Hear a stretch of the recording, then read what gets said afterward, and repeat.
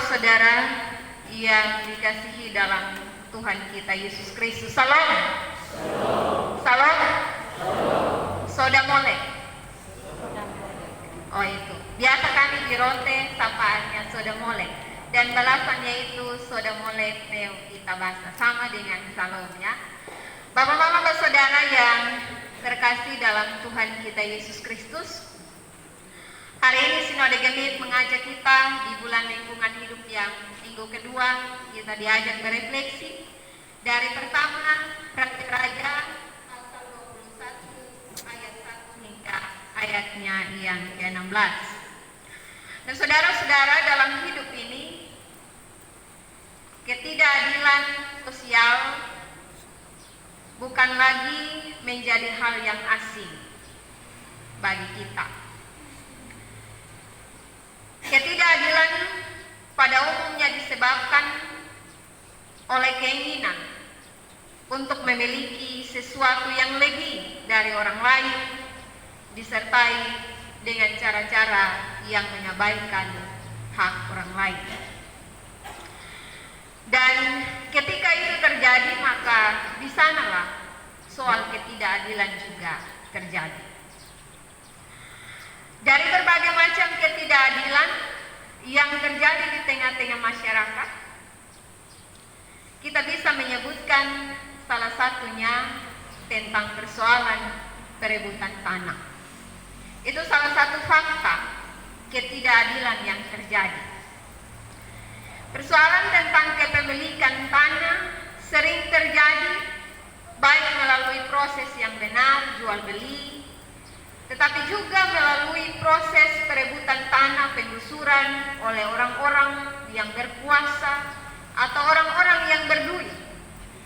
Dan ini merupakan sebuah fakta ketidakadilan yang terjadi pada zaman ini. Di sini tidak terlalu terasa, tapi kalau kami di Rote, ketika saya sampai di sana, saya justru yang menjadi asing bagi saya, orang selalu perkara-perkara tanah. Justru di sana hampir setiap saat dan waktu orang bertengkar tentang persoalan tanah. Nah saudara-saudara, fakta ketidakadilan tentang kepemilikan tanah ini ternyata juga pernah terjadi dalam Perjanjian Lama. Dalam bacaan yang kita baca saat ini, kisah perebutan kebun anggur milik seorang yang miskin tetapi loyal, yaitu Nabot, oleh seorang raja yang begitu kaya namun serakah, yaitu Raja Ahab. Saudara-saudara, dari kisah ini, kira-kira apa yang melatar belakangi terjadinya perebutan tanah yang pada akhirnya bukan hanya Nabot kehilangan tanahnya, tetapi Nabot juga harus kehilangan nyawanya. Tentu Bapak Mama, kalau kita lihat secara sepintas bacaan kita, maka latar belakang dari semua kejadian itu adalah ketika Ahab meminta kebun milik Nabot dan Nabot tidak mau memberikan. Mengapa sehingga Nabot tidak mau memberikan kebun anggurnya kepada Ahab? Tentu Bapak Mama Saudara, ada konsep, ada alasan yang membuat Nabot sampai tidak mau memberikan kebun anggur. Ternyata ada konsep kepemilikan tanah dalam kehidupan orang Israel. Bagi orang Israel, pemilik mutlak dari tanah yaitu Yahweh atau Allah itu sendiri. Tanah dimengerti sebagai simbol pengikat perjanjian antara Allah dan Israel sejak leluhur mereka ada. Kepemilikan tanah dihayati sebagai tanda perhatian, tanda pemeliharaan Allah atas umat, yakni umat Israel. Ketika orang Israel hidup dan dihidupi oleh tanah yang diwarisi dan dikelolanya, hal itu dihayati sebagai tanda nyata kesetiaan Allah atas perjanjiannya. Dan secara hukum, saat ketika bangsa Israel sudah raja yang berkuasa. Kekuasaan raja itu pun tidak mutlak dan tak bisa semena-mena terhadap Israel. Allah tetap diakui sebagai satu-satunya raja atas Israel, sehingga ia pun menjadi pemilik mutlak atas tanah itu sendiri. Saudara-saudara, kepemilikan Allah atas tanah ada dalam Imamat 25 ayat 23. Di sana dikatakan bahwa tanah jangan dijual secara mutlak, karena akulah pemilik tanah itu. Sedangkan kamu adalah orang asing dan pendatang bagiku. Itu berarti tanah yang kita miliki adalah sebuah titipan yang Tuhan kasih, bukan milik kita sepenuhnya. Tetapi Tuhan mempercayakan kita untuk bagaimana kita kelola, bagaimana kita usahakan, supaya daripadanya kita mendapatkan berkat dari Tuhan. Karena itu, kalau setiap orang yang berdiri di atas tanah dan dia bilang bahwa dia punya hidup miskin, sesungguhnya itu alasan yang tidak tepat. Karena jangan sampai dia tidak mau mengelola secara baik, dia tidak mau mengusahakan secara baik, dan karena itu bisa jadi kehidupannya itu menjadi susah. Dan terkadang ketika kita susah, kita datang kepada Tuhan. Tuhan, kenapa kau buat beta terlalu susah? Padahal sebenarnya tidak. Kita sendiri yang menyusahkan diri. Kita sendiri yang menghadirkan susah itu dalam kehidupan kita sendiri. Nah, karena kepemilikan tanah itu adalah milik daripada Allah, maka wajar bila Nabot tidak mau memberikannya. Ia berusaha dan berupaya untuk mempertahankan tanah milik kepunyaannya. Dan disitulah Ahab dan Isabel, mereka mulai membuat rekayasa jahat untuk mewujudkan ambisi mereka dengan memakai kekuasaan yang ada. Terkadang kita salah juga memanfaatkan kuasa yang Tuhan beri kepada kita. Kuasa yang Tuhan beri itu harus menjadi berkat. Kita buat untuk jadi berkat bagi diri kita sendiri dan tidak jadi berkat bagi orang lain. Di sini Nabot, Ahab bersama dengan Isabel menunjukkan akan hal itu. Kematian Nabot, Nabot harus membayar harga mahal atas ketetapan hatinya yang melihat bahwa tanah yang ia miliki milik titipan Tuhan, warisan yang diberikan kepadanya untuk bagaimana dia kelola bukan hanya bagi dirinya, tetapi itu akan menjadi seterus dan selamanya bagi anak cucunya, sehingga dia tidak memutus mata rantai kehidupan itu. Nah, saudara-saudara, kematian Nabot sebagai gambaran tanah sebagai milik Allah, dan Allah adalah pemberi bagi sebagai warisan yang Tuhan berikan bagi setiap manusia untuk bagaimana terus memelihara kehidupan. Sehingga kematian Nabot itu gambaran konstitusi menjaga tanah milik kepunyaan daripada Allah yang dititipkan pada diri. Tetapi juga kematian Nabot menjadi gambaran korban kerakusan penguasa kepada orang-orang yang tidak berdaya, yang mengalami ketidakadilan. Dan di sana juga ada pelanggaran hak asasi manusia atas orang-orang kecil yang mempertahankan haknya atas kerakusan dari sang penguasa. Jadi hak kepemilikan tanah pada satu pihak memperlihatkan tanggung jawab untuk sebuah eksistensi hidup yang berkelanjutan, bahwa tidak hanya akan berguna dan bermanfaat bagi Nabot, tetapi akan berguna dan bermanfaat bagi anak dan cucunya. Tetapi juga sebagai tanda hubungan mempertahankan eksistensi tanah, menjadi sebuah tanda bahwa hubungan khusus dengan Allah itu juga tetap dipertahankan. Ketika kalau Nabot mau menggeserkan akan semuanya itu, maka sesungguhnya sama artinya dengan Nabot mau menggeserkan hubungan imannya bersama dengan Allah. Dan Nabot tidak mau melakukan hal itu. Karena itu Bapak Saudara, wajar bila Nabot tidak mau memberikan tanahnya.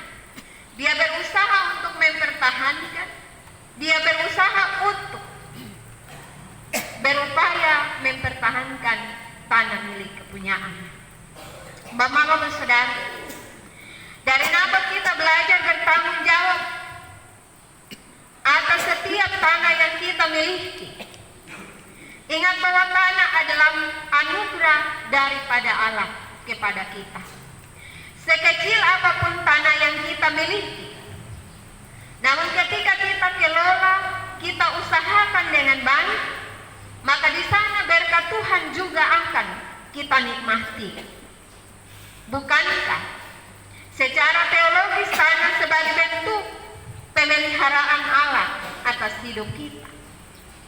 Nah saudara-saudara, jangan sampai kita sudah ada tanah, kita tidak kelola dengan baik, kita membiarkan lahan kita kosong, tidak tanam satu apapun, sayur marungga sakotong tanam, katong pun tanah luas-luas, katong dibeli sayur marungga di orang lain, katong dibeli daun pepaya di orang lain, katong diminta buah pepaya di orang lain, padahal katong pun tanah luas-luas. Sebegitu luas, katong pergi dan ambil orang punya dengan cara yang tidak benar. Datang tumpuk banyak-banyak tanah. Orang kenal kita sebagai pemilik tanah yang banyak, namun kita menyanyiakan dan kita tidak mengelolanya.